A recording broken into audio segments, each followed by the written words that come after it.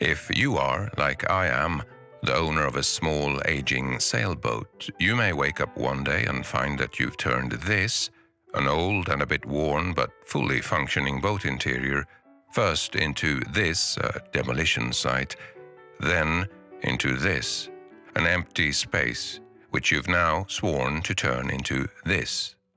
An exact replica of the original interior that you started this whole thing by knocking down, but infinitely nicer and cleaner and built by you. If this is you, or you fear it might be you, then there is a new video series you should follow. It's called Spending Time with Miss T. It begins in the beginning during a raging 1970s plastic revolution when sailing was fashionable and spending hard-earned days of leisure practically on top of each other under poor sanitary conditions was great fun, sexy even. Miss T was part of this merry innocence, but then spent 5 decades changing, from luxurious holiday home for a family to a gradually decaying time capsule for one. Miss T began to smell, in an awkward way, like an old friend who's fallen into bad habits, and the one man left in the boat felt his loyalty being tested. Everything he mended exposed other things broken. Everything he cleaned exposed other things unclean. He made the drastic decision to save his devotion to this fine boat by tearing it down.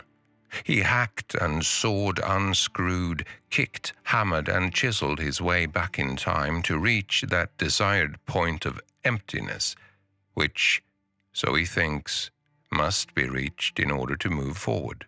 And there he is now, tied to his promise. Now, if you, watching this, feel that this empty room, this project, this idea, is not a sinkhole for time and money, but instead a rational and sensible thing to do, and a promise of endless fun, then you are one of us, and you are very welcome along. If you, on the other hand, feel a slight hesitation, and you'd like to know more about time schedules and costs, then run and forget you ever saw this. This man will not run.